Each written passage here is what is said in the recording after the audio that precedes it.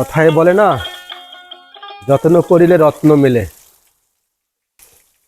যাই করেন না কেন, আপনি যদি যত্ন না করেন তাহলে আসলে রত্ন পাওয়া সম্ভব না।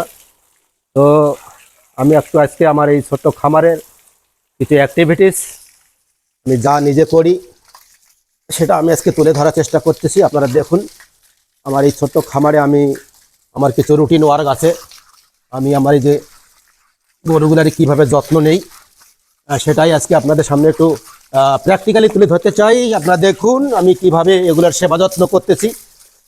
আসলে আমার এগুলা খুব শখের জিনিস, তাই আমি এগুলারে খুব আদর যত্ন করি। আর এগুলার দুঃখ কষ্ট আমি আসলে সইতে পারি না।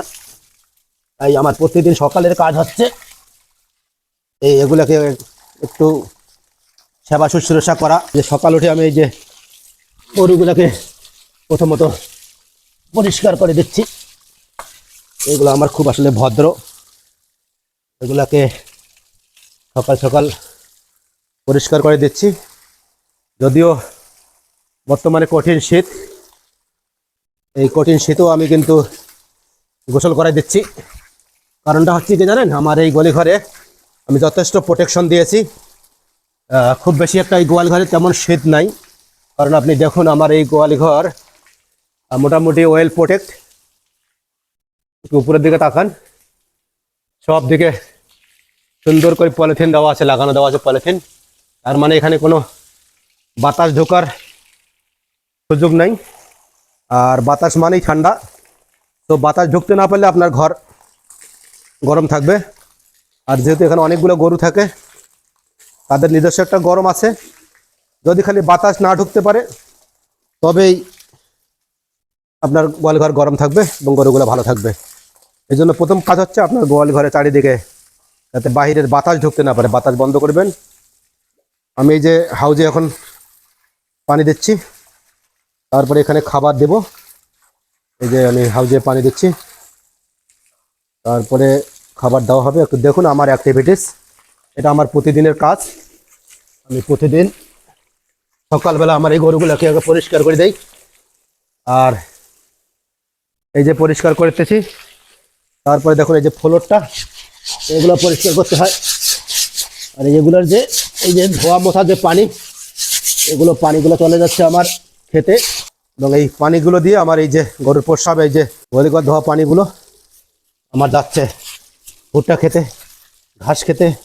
এবং এই ভুট্টা ক্ষেত এবং ঘাস ক্ষেত অত্যন্ত চমৎকার হয়ে উঠতেছে এই যে এই পানিগুলো দিয়ে। এই গরুর প্রস্রাব, এই গোয়াল ঘরের এই যে সব ময়লা আবর্জনা, সব গোসল করার পানি সব চলে যাচ্ছে আমার খেতে।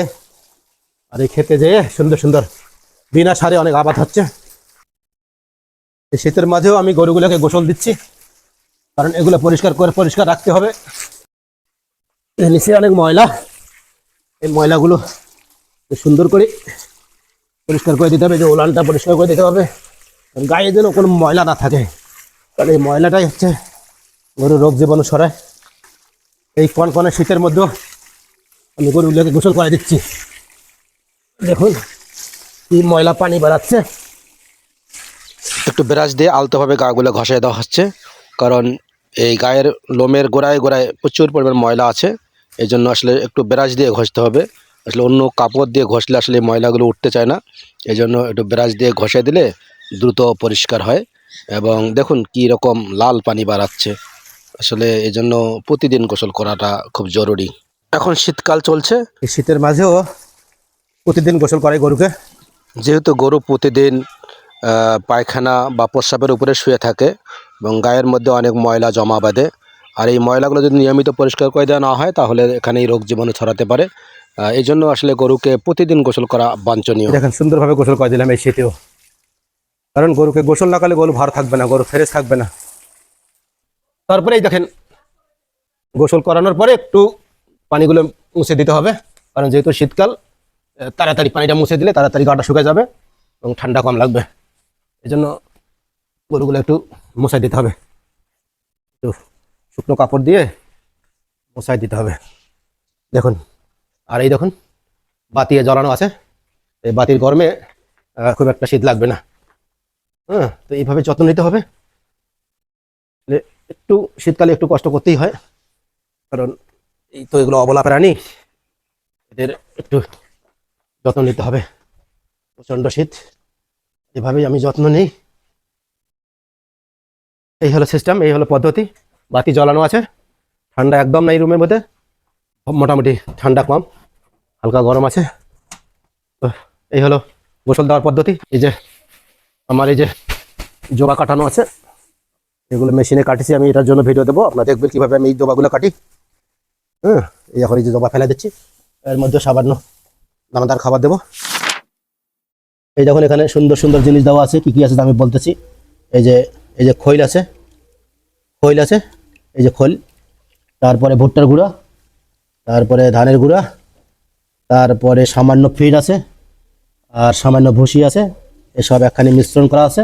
যেহেতু আমার খাবারের সাথে কাঁচা ঘাস আছে, আমি পর্যাপ্ত কাঁচা ঘাস গরুকে খাওয়াই, যার কারণে আমি এই দানাদার খাবারটা অনেক কম খাওয়াই। এই যে এখন আমি এগুলো সবগুলোকে একটু একটু করে দেবো, আর গরুর সুন্দর মতো মজায় মজা খাবে। আমি এগুলো সবগুলোকে মোটামুটি ভাগ করে দেবো, সব মজায় মজা খাবে। এই দেখুন গরু, এই দানাদার খাবারটুকুর জন্য গরু পাগল হয়ে গেছে, পাগল। তারা জানে যে এখানে কি আছে। এই দেখুন দুইজনেই দেখছেন কীরকম করতেছে, কারণ এরা জানে এখানে কি আছে। এটুকু ছাড়া ওরা খাবে না, এটুকু লাগবেই। এটুকু হচ্ছে মেডিসিন, এই মেডিসিন দেবো, এখন খাওয়া শুরু হবে। দেখুন এই দিয়ে দিলাম, এইটুকুই দরকার। এই এখন একটু ঘেটে দেবো, এই যে ঘেটে দিচ্ছি। এখন আর কোনো সমস্যা নেই, এখন তারা খুব আনন্দে খাবে, খুব মজায় মজায় খাবে। এটুকু খাওয়ার জন্য পাগল হয়ে গেছে, পাগল, জানে এর মধ্যে কি আছে। এটি আসলে আসল মেডিসিন, এটুকু হলে শান্তি। দেখুন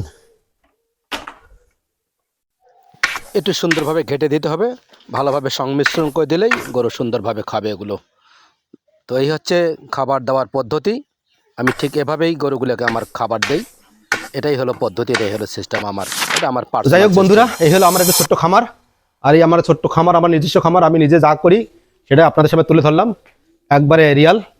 এবং আমার এই দীর্ঘদিনের অভিজ্ঞতা, আমি প্রায় অনেক দিন ধরেই ছোটোখাটোভাবে এইভাবে গরু পালন করি।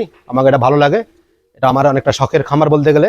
যাবো তো আমার খামারে ঈশ্বর কৃপায় কোনো রকম সমস্যা হয়নি, চলছে মোটামুটি আপনাদের দোয়া আশীর্বাদে।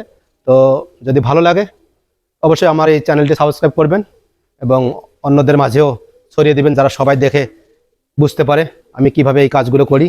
যদি উপকারে লাগে কারো, তাই সবাইকে শেয়ার করে জানিয়ে দেবেন। তো ধন্যবাদ সবাইকে, ভালো থাকবেন। আবার দেখা হবে অন্য কোনো ভিডিওতে, ততক্ষণ পর্যন্ত আমার পাশে থাকবেন। Bye bye.